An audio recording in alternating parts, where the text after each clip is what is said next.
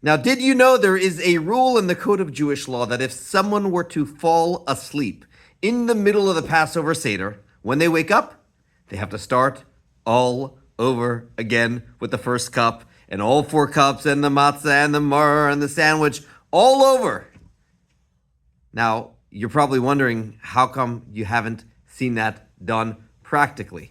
Well, the reason is there is an asterisk, there is a disclaimer. And the disclaimer is that is only the case if everyone were to fall asleep at the Seder or if you were Sedering alone.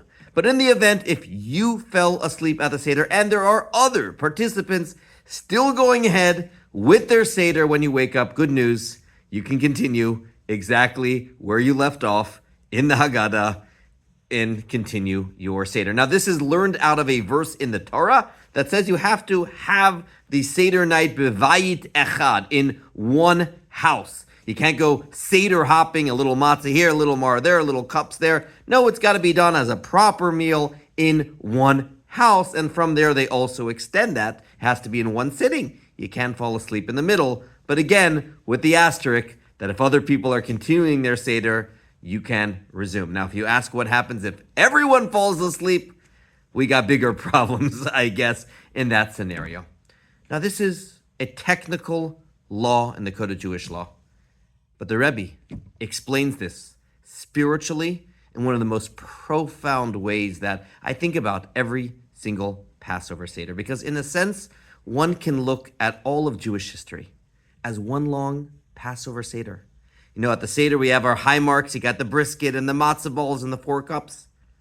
But you also have the bitterness and the maror and the tears. And certainly in Jewish history, we have the triumphs.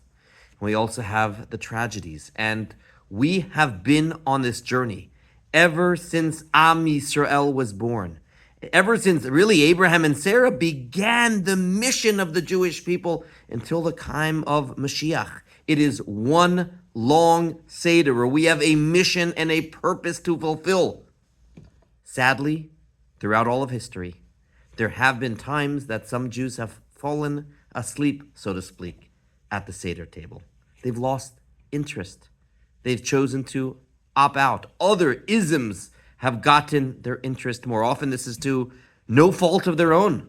Perhaps they didn't grow up with the proper Jewish education, or they never found a Judaism that was relevant to them. But whatever the case is, they've fallen asleep. They're not engaged. They are not present, whether physically or emotionally at the Seder.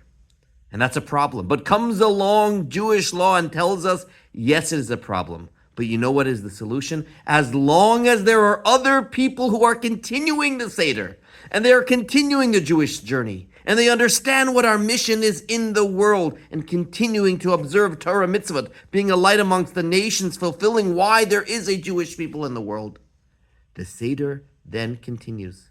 And it's our job to keep the seats warm and to do everything we can to reach out to those that have fallen asleep and say, we're ready for you. Your seat is here. Your place is here. And as soon as you're ready, whenever that time is in your life, and at different folks, there are different moments in people's lives when they are now open and inspired to continue the Jewish journey in a stronger way.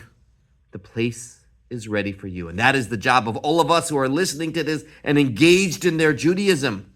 Not only continue the Seder yourself, your Jewish mission, but make sure you have extra seats at your Seder table, both physically as well as figuratively. And keep that seat warm for any Jew wherever they are at, that they can join whenever the time is right for them.